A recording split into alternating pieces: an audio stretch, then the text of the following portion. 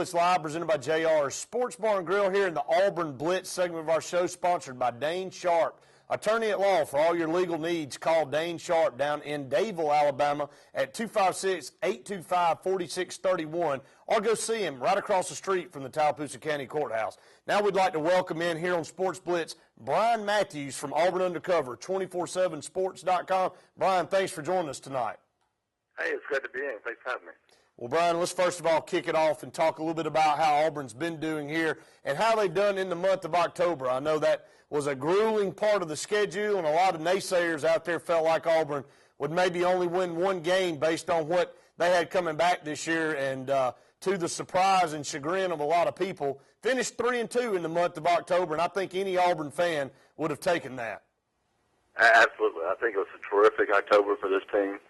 You know, going in, like you said, a lot of people wondered whether Auburn would win more than one game in the month, and they came out with three big wins. And, getting that win over South Carolina on the road and then beating Florida at home were two really big wins for Auburn. And I thought they really took a step forward against Ole Miss, this past Saturday, offensively and defensively, really stepped up their game. And, Clint Moses looks like he's starting to come into his own now as a starting quarterback.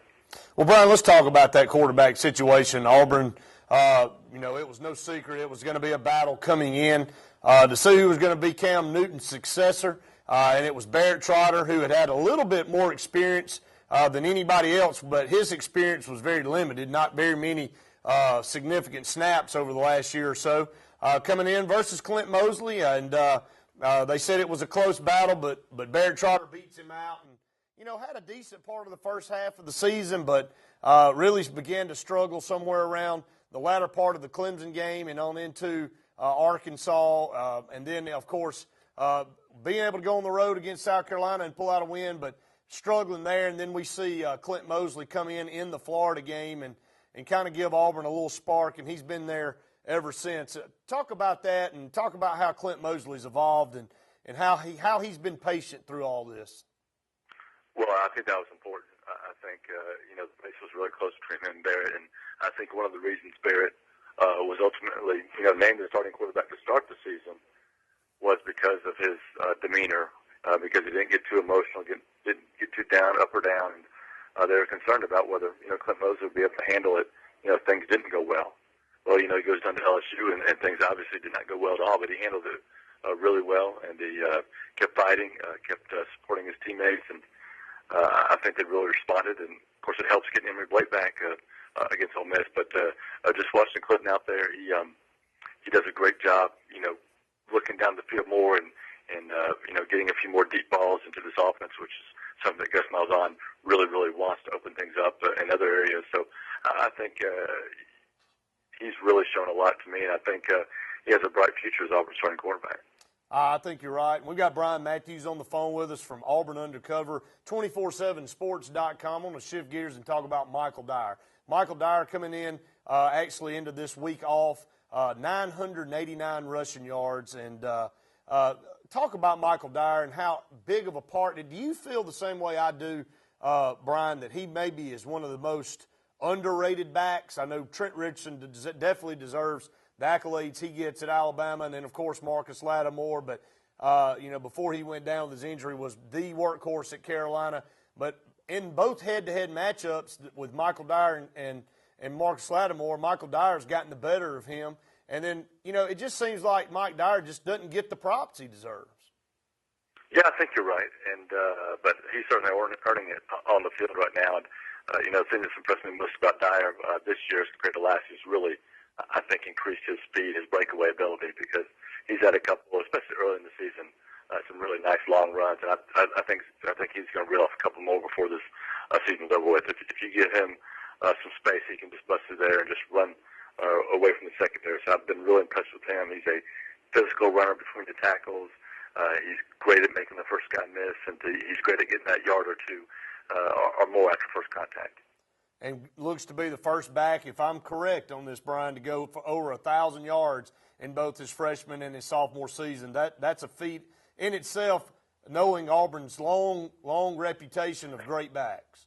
It is. It looks like he's on pace for, 1,500 yards possibly this season. So he's well on his way to one of the best seasons, in Auburn history as far as running back. So, credit to him. And he doesn't have the same offensive line he's running behind as he did last year. So he's having to do a lot of work, a lot more work himself. Not to say Auburn's offensive line hasn't done a fairly good job run blocking, but it's not as good as last year. Well, and Bryan, that's a good point. A lot of people talking about the top three backs in the conference before Davis went down at Arkansas.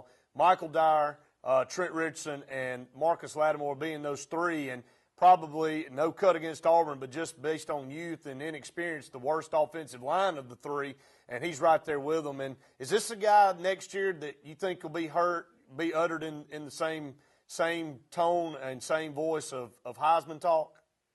Yeah, I think that's very possible. Auburn can certainly build an offense around a great tailback, and he's certainly a guy that can prove that he can carry the load.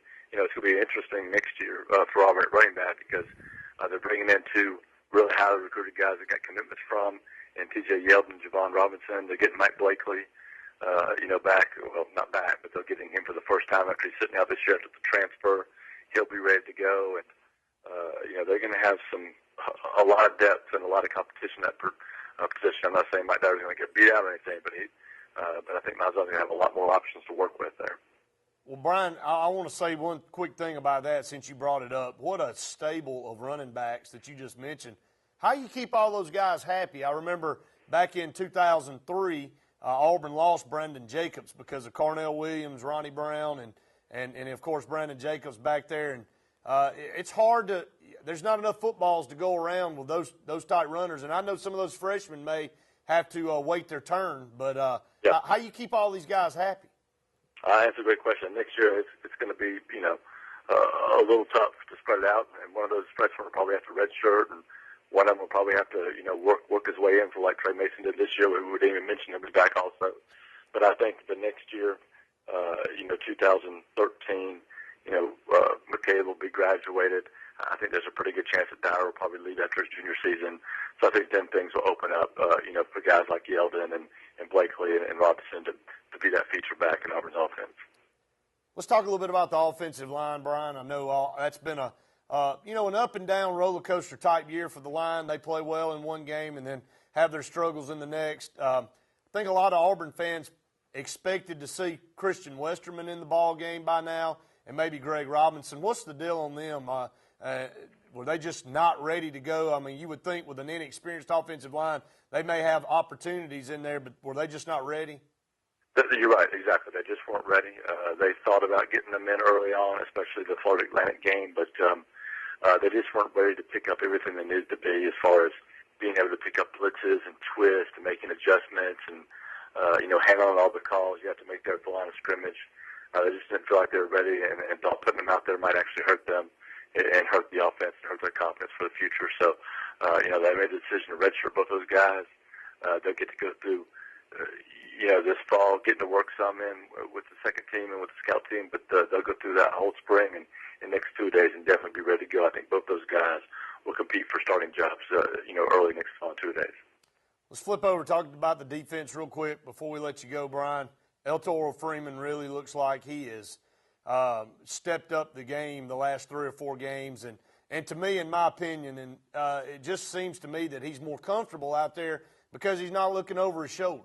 And, I know Coach Chiswick said this past Saturday night, said it looks like it's the first time El Toro's had fun, but no cut against Gene Chiswick. But I think a lot of that has to be attributed to El Toro or any other player, anytime they're out there playing the game, worried about being pulled out. And I don't know the rhyme or reason for the rotation schedule at linebacker that Ted Roof has and Coach Chiswick has, but to me it seems like it kind of throws things out of whack a little bit. What do you think, Bryan? Well, the deal with El Toro, he's always had a lot of talent, always been a terrific ball hawk, just has a knack for making plays, behind the line of scrimmage and from sideline to sideline. But, his deal that's really kept him from being a full-time starter before and from being a more consistent contributor is for every great play he make a couple mistakes and the wrong reads or get out of position and give up a big play. So the coaches were just waiting for him to be more reliable, more consistent, and as soon as he started showing that he could do that, he's taken over that starting job. They're really pleased with the way he plays.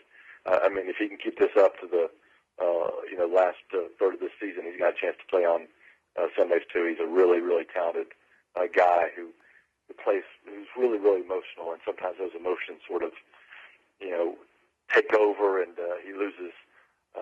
He doesn't think as much as he should, but I think he's learned to control that now, and it's really starting to show on the field.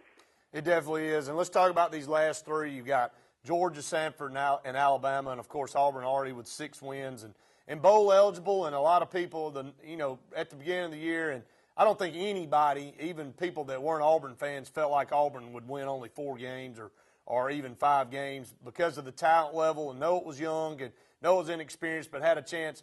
Auburn has a legit chance to win 8 games this year. Nobody really expects this team to run the table the last 3 games, but you do have Samford, and then you got Georgia and Alabama, and you got Alabama at home. It's a very, very good Alabama team, maybe one of the best in quite some time, and that's including the 2009 National Championship team that came to Jordan-Hare a couple of years ago. But Georgia, definitely not world beaters in their own rights. 8 wins this year, if Auburn pulls that off.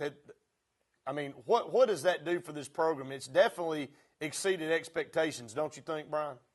I think so, and I do think that game at Georgia, in a week and a half is a really, really big game for Auburn. If they beat Georgia up there, they've got a pretty good chance of going to the Cotton Bowl in January, which would be a terrific bowl for this team. That's one of the best trips you can have, and just being bowl eligible, I think is great for this team because it is so young, and getting those extra couple weeks of practice will really, really help some of these young guys continue to develop and be ready to be even bigger contributors going into next year. But, I look at this, I think Georgia, they've won, 6 straight games now, but I think you look at the guys they've beaten, the names they say, but they actually haven't won a lot of games. So Georgia's certainly a team that Auburn can beat, but I expect Georgia's going to play pretty good when Auburn goes up to Athens. So that's going to be a real fight, a real battle. It'll be a very, very physical game. But that's a big one. And then, I think Auburn's got a great chance to win against Samford. And then, who knows what's going to happen with a very, very good Alabama team coming to Jordan-Hare. No doubt about it, Bryan. And I think the one positive thing for Auburn and their team and their coaches is that they're at least in a position with 6 wins now heading into the last 3. I think anything on this now is icing on the cake, and they're not in a situation where they're having to look at some of these games as must-wins. Of course, you want to win them all, but at least they're not in a position with only 4 wins trying to get to 6 coming down the stretch. And they did that by going 3-2 in October and being able to go on the road and beat a South Carolina team that's our only loss right now. And then, of course, a Florida team that's not the normal Florida team that we've all seen, but still a very talented team that Auburn was able to get business taken care of a couple weeks back at Jordan-Hare Stadium. But, Bryan, we really appreciate it. Tell everybody about a special you guys have going on for the rest of the year. People can join your site for free, right? Absolutely. They can sign up for the rest of the year, get all our information. Of course, tons of coverage of the football team. We got basketball getting started here Tuesday night, the first exhibition game, and then tons of recruiting info. Auburn had 3 official visitors this weekend, including offensive lineman Avery Young from down there in South Florida, who left with the Tigers as his leader. So you can get all that information for free right now at auburnundercover.com. Well, Bryan, we really appreciate you being part of the program as always, and thanks for all you do, and there's a lot of good stuff as always. Hey, thank you so much. I appreciate it. Thank you. Have a good night. All right, bye-bye. All right, that's Bryan Matthews with Auburn Undercover, 247sports.com. As he just said, you can go to their website and get for the rest of the year as basketball is about to get cranked up and some other interesting news on recruiting all the way through the end of December. You can follow the insider information on Auburn Undercover for free. So go check them out, 247sports.com. That's going to do it for the Auburn Blitz segment of our show, sponsored by Dane Sharp, attorney at law. Remember, for all your legal needs, go by and see Dane Sharp across the street from the Tallapoosa County Courthouse, or give him a call today at 256-825-4631. That's going to do it for Auburn Blitz. We'll come back. More Sports Blitz Overtime coming your way right after.